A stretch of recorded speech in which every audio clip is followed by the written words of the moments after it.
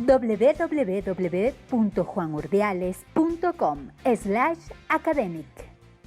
Bienvenidos a la clase de hoy, en la que hablaremos sobre algunos de los representantes de la literatura ecuatoriana del siglo XIX y del XX.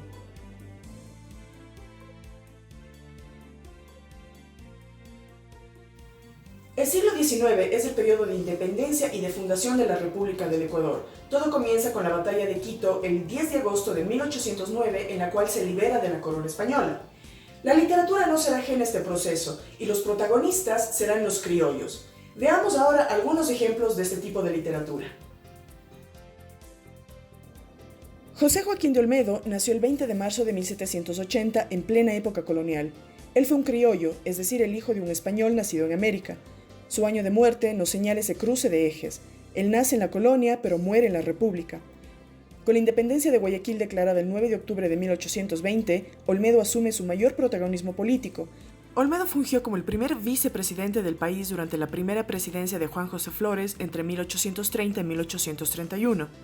Después, en 1845, fue parte del triunvirato que gobernó la República hasta la creación de la Cuarta Constitución.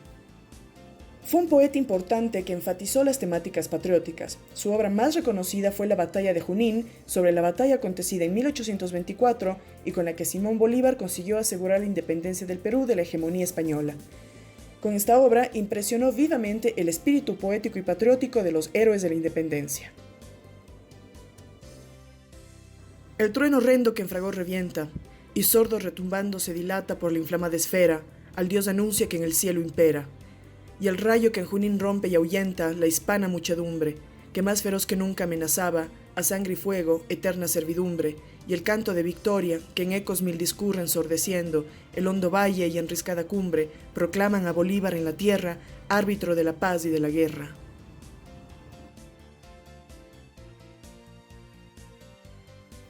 Dolores Veintemilla de Galindo nace en Quito en 1829 y fallece en Cuenca en 1857. Su poesía se enmarca en el género del romanticismo, que se caracterizó por la exaltación de la libertad, de la individualidad, de la subjetividad y la sentimentalidad frente a la objetividad y el racionalismo del pensamiento de la Ilustración. Como un rechazo a la tradición clásica proveniente del neoclasicismo, y para este movimiento cultural el racionalismo no era suficiente para explicar la libertad y la naturaleza del individuo. Esta escuela llega a Ecuador cuando ya en Europa había empezado su declive en el siglo XIX, cuando lo mejor de su producción había pasado y autores de menor talento empezaban a producir obras en las que se abusaba de recursos, reduciéndola a la simple exaltación del amor.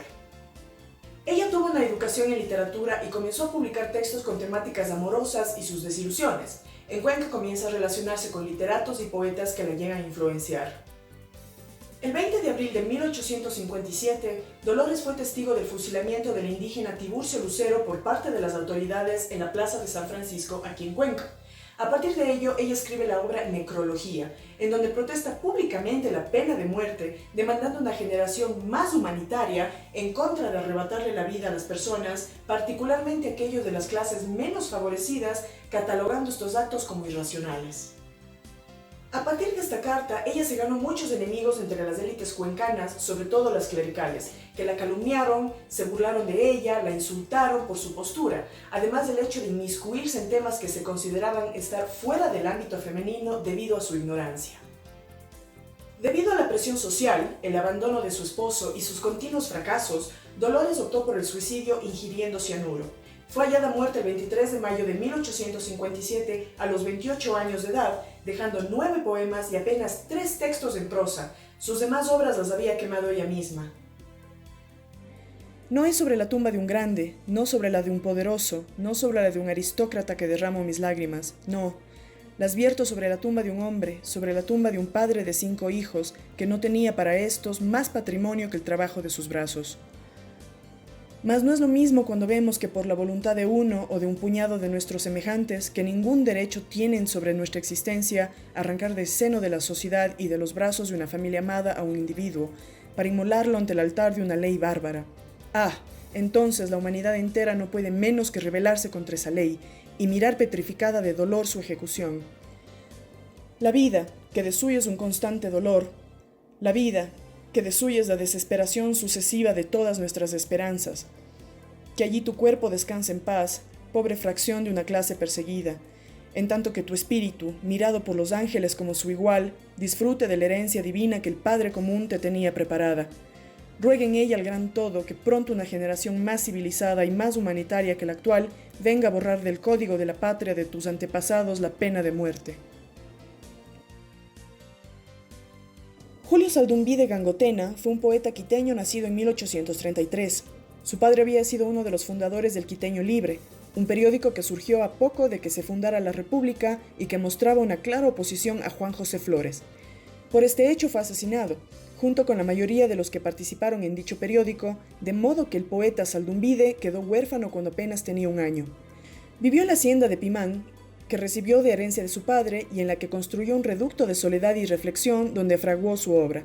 Su vida coincide con la formación de la República y tomó contacto con los románticos liberales y conservadores de su época como Juan Montalvo y Juan León Mera. Destacado poeta del romanticismo, clasicismo y neoclasicismo, con grandes tintes realistas referentes a lo real y cotidiano propio de la época, con un vocabulario preciso y prolijo, muere en Quito en 1887.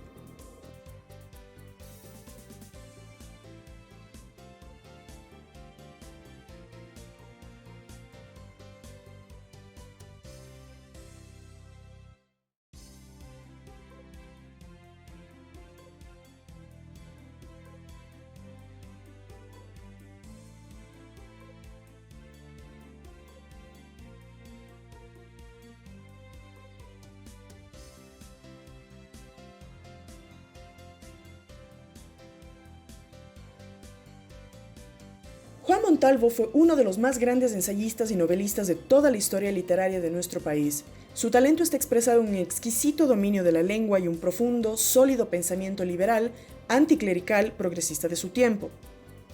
Nació en Ambato en 1832 e inundó el país y la época con sus ideas liberales antiteocráticas, en especial abogando por la separación entre la Iglesia y el Estado, además del fanatismo religioso conservador del país. Su dominio de la lengua llegó a tal grado que se atrevió a intentar hacer una constitución de la gran obra de la lengua castellana, Don Quijote de la Mancha, llamada Capítulos que se le olvidaron a Cervantes, por la cual ha recibido incontables elogios por considerársele la mejor aproximación al personaje cervantino. Miguel Riofrío nació en la provincia de Loja en 1819, estudió en el Colegio San Fernando en Quito y fue compañero de Gabriel García Moreno. En 1840 empezó la carrera de leyes, pero su inclinación fue mayor a la literatura. Fue fundador del periódico La Razón y La Alianza. Murió en 1881, cuando solo tenía 59 años. Ocupó un lugar especial en la historia de la literatura de nuestro país porque escribió la novela La Emancipada, considerada como la primera novela de nuestra literatura. Su novela tiene elementos románticos costumbristas y ya anticipa algunas características que tiempo después se desarrollarán con amplitud en la novela realista.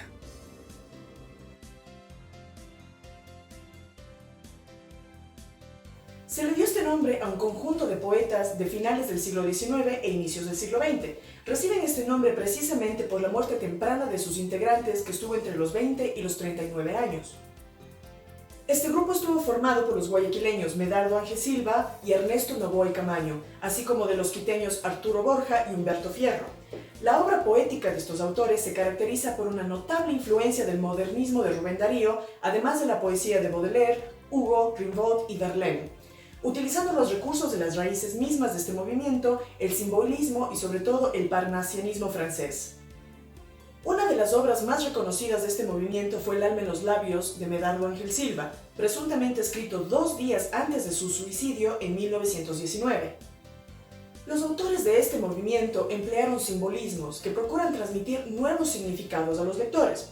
Algunos de ellos se vieron influenciados por la literatura de Europa debido a sus viajes a través del continente y tuvieron un contacto cercano con la obra de aquellos poetas franceses que estaban revolucionando la poesía de la época. De todo ello resplandecen sus obras los temas exóticos, las atmósferas sombrías, un vocabulario muy culto y rebuscado y sobre todo un cuidadoso tratamiento de la métrica de la poesía. Jorge Carrera Andrade nació en Quito en 1902. Fue un poeta cuya obra buscó conciliar lo universal con lo local, las vanguardias con la admiración por la tierra y la vida ecuatoriana. Desde la juventud se dedicó a la lectura de los modernistas y con la llegada de las vanguardias americanas como Walt Whitman, que le hicieron cambiar su visión de la poesía, pudo inclusive imitar un poco el estilo de vida de algunos de estos simbolistas. Colaboraba con frecuencia en la revista cultural del Colegio Mejía, donde se graduó y después la publicación de sus poemas se realizó en revistas diversas que se hizo muy frecuentemente. Entre los géneros que lo caracterizaron estuvo el indofuturismo, que mezcla características básicas de los indígenas nativos dentro de sus obras. También participó dentro de la esfera política del país, siendo secretario del Partido Socialista, canciller de la República, secretario del Congreso y diplomático en varios países del extranjero. Entre sus obras más notables vamos a encontrar Lenin ha muerto, Mademoiselle Satán, Lugar de origen y muchos otros más.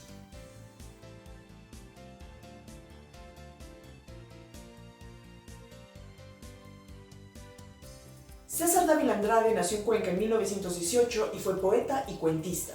Con frecuencia se destaca de él la enorme fuerza de su poesía, el alto sitial que ocupa en la literatura ecuatoriana del relato breve y sus ensayos.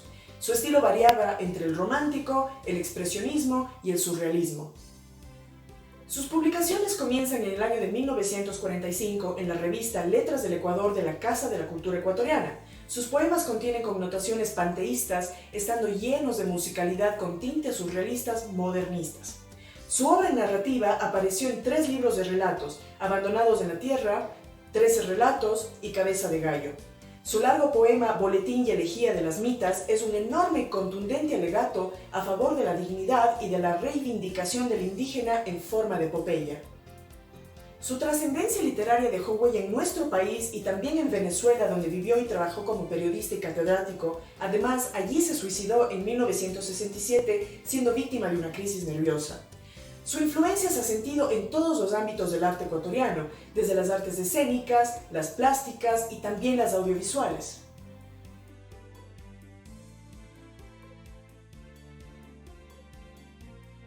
Este fue un grupo de autores cuyo valor literario es trascendental en la historia de la literatura ecuatoriana del siglo XX, cuyas mejores obras fueron publicadas en la década de 1930.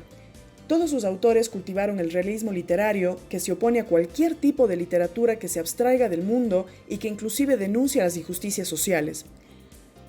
Para ello, escoge personajes olvidados por la literatura romántica como modelos opuestos de la sociedad, como los hombres explotados y los ricos explotadores. Los autores más reconocidos de esta generación son Jorge Icaza, José de la Cuadra, Alfredo Pareja Díez Canseco, Demetrio Aguilera Malta, Enrique Gil Gilbert. Veamos ahora un ejemplo de las obras de uno de estos autores. Su obra comprende varias novelas, pero de ellas destacan 2 principales, 7 lunas y 7 serpientes y también Don Goyo. Se caracteriza por un estilo de oraciones cortas, con relatos que hablan de la vida rural costeña, integrado también con los mitos que cultivan sus gentes. Colaboró con Enrique Gil Gilbert y Joaquín Gallegos Lara en un libro colectivo de cuentos que ahora ocupan un lugar muy importante dentro de la memoria colectiva del Ecuador, Los que se van, un libro de 24 relatos cortos que rompe con el costumbrismo dominante de narrar historias de campesinos y montubios de la costa ecuatoriana.